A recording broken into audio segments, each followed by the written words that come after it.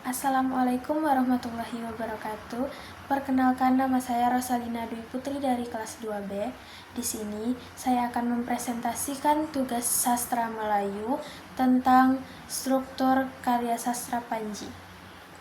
Cerita Panji merupakan cerita rakyat yang berasal dari kehidupan sehari-hari pada zaman Kerajaan Kediri.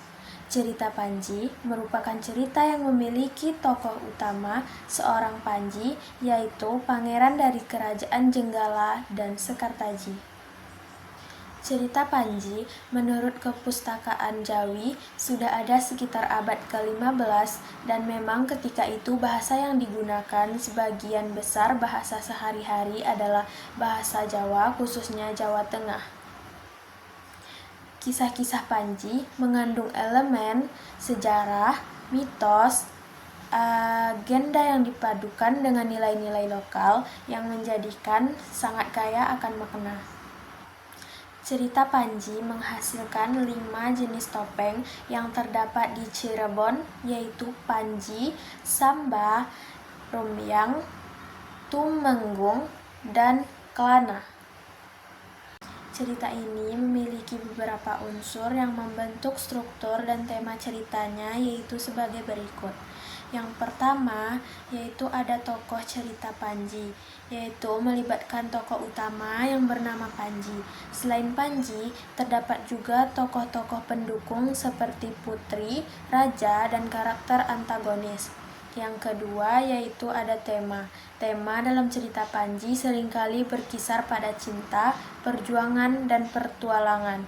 Cerita ini juga sering menggambarkan nilai-nilai kepahlawanan, kesetiaan, dan kehormatan. Yang ketiga, yaitu ada alur. Alur cerita Panji umumnya mengikuti struktur yang jelas, dimulai dengan pengenalan tokoh dan latar yang diikuti dengan konflik yang terdapat oleh tokoh utama dan diakhiri dengan resolusi. Yang keempat, yaitu ada latar. Latar dalam cerita Panji ini biasanya berlatar belakang kerajaan dan lingkungan sosial masyarakat pada masa itu. Tempat-tempat seperti istana, hutan, desa yang sering menjadi setting ceritanya. Yang kelimanya, yaitu ada konflik. Konflik dalam cerita Panji ini yang biasanya berupa konflik internal maupun eksternal. Yang keenamnya, yaitu amanat. Setiap cerita Panji biasanya menyimpan pesan moral atau amanat yang ingin disampaikan kepada pembaca, seperti pentingnya cinta sejati, keberanian, dan nilai-nilai kebaikan. Kemudian ada gaya bahasa. Gaya bahasa dalam cerita Panji seringkali menggunakan bahasa kiasan, simbolisme, dan diksi yang kaya, mencerminkan budaya dan tradisi Jawa. Di antara versi cerita Panji, yaitu Panji Anggraini, Panji Asmarabangun, Panji Jayakusuma, salah satu paling populer adalah Panji Semirang. Lakon mengenai Panji Semirang ini dinamakan dengan Kuda Narawangsa. Dalam legenda Panji Semirang, terdapat peristiwa Inu diserang oleh anak buah Panji Semirang ketika melewati negeri Asmarantaka. Penyerangan itu tidak menimbulkan luka pada Inu karena pemimpin negeri Asmarantaka menghentikan perjalanan Inu dan rombongannya hanya untuk mengajaknya bercengkrama. Panji Semirang yang sedang dalam penyamaran sangat merindukan Pangeran Inu. Dia tidak bisa mengatakan secara terus terang siapa dirinya. Karena itulah dia menyuruh anak buahnya untuk menghentikan perjalanan Raden Inu Kertapati. Kemudian, dalam cerita Panji ini, ada tokoh bernama Dewi Sekartaji. Penokohan Dewi Sekartaji dalam cerita Panji secara umum di sini menggambarkan penyatuan dari kerajaan Panjalu atau Daha dengan kerajaan Jenggala melalui perkawinan Panji Asmarabangun dan Dewi Sekartaji. Dewi Sekartaji merupakan tokoh yang selalu dihubungkan dalam cerita Panji tersebut. Selanjutnya, yaitu ada cerita Panji Laras. Dalam cerita Panji Laras, konflik batin tokoh utama menjadi sarana untuk menunjukkan transformasi karakter dari individu yang rentan menjadi sosok yang matang dan penuh kebijakan. Selanjutnya, ada nilai-nilai kearifan lokal dalam cerita Panji Laras Liris.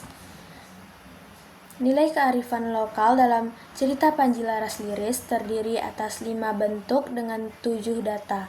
Di antaranya adalah sebagai berikut.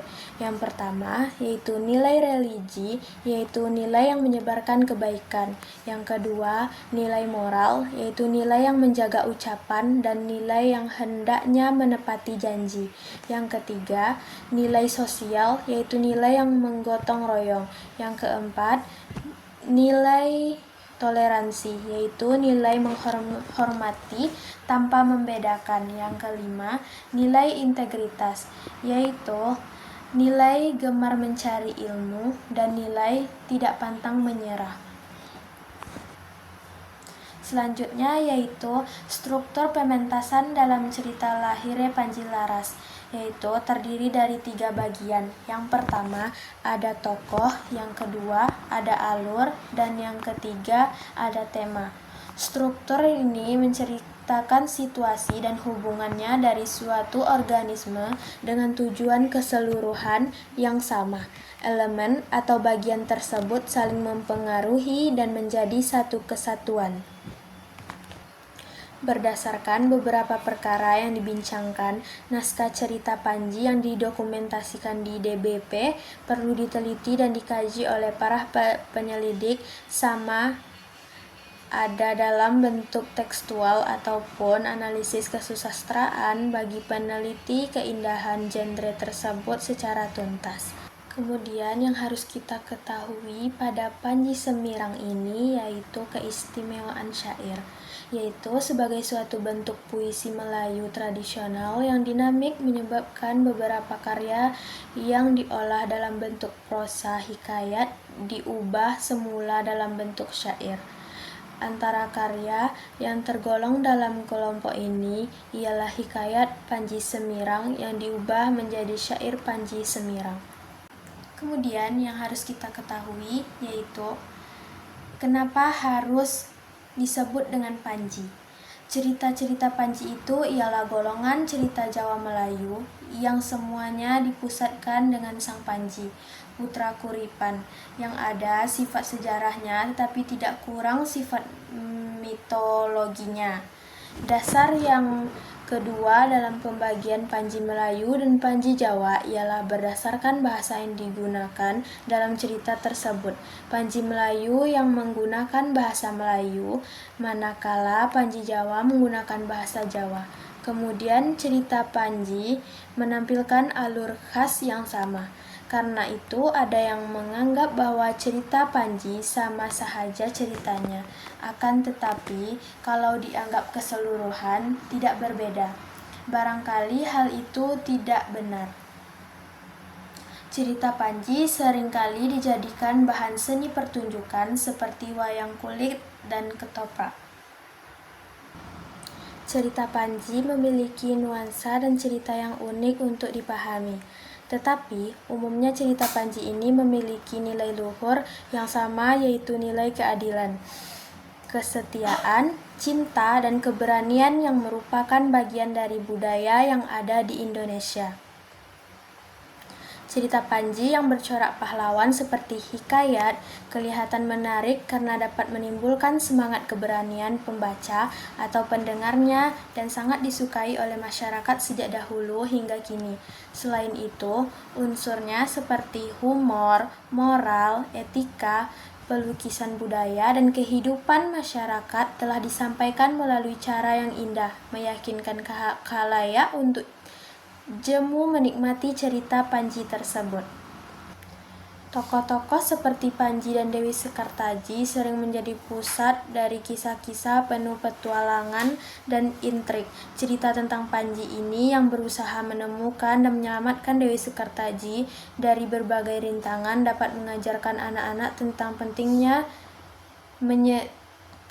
pantang menyerah dan keberanian dalam menghadapi tantangan. Selanjutnya yaitu nilai-nilai yang ada pada lakon Panji.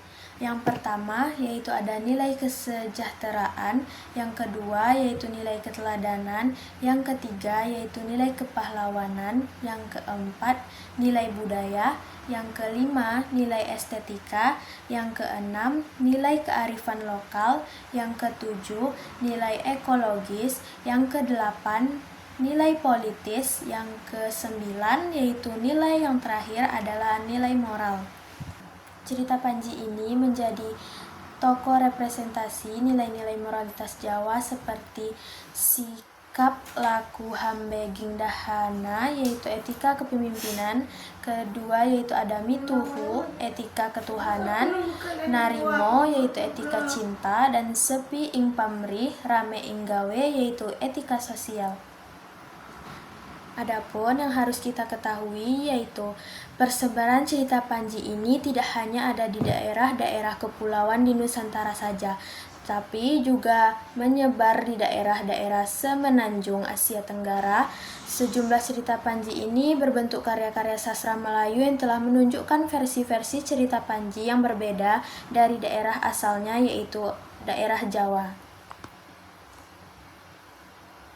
Cerita Panji memang populer dengan kisah asmaranya bersama Dewi Sekartaji. Namun keistimewaan lainnya, cerita Panji mengisahkan tentang upaya untuk mewujudkan keinginan dengan kuat tanpa meninggalkan norma yang ada. Baiklah, sekian yang dapat saya sampaikan pada presentasi kali ini. Lebih dan kurangnya saya mohon maaf. Saya akhiri dengan Assalamualaikum warahmatullahi wabarakatuh.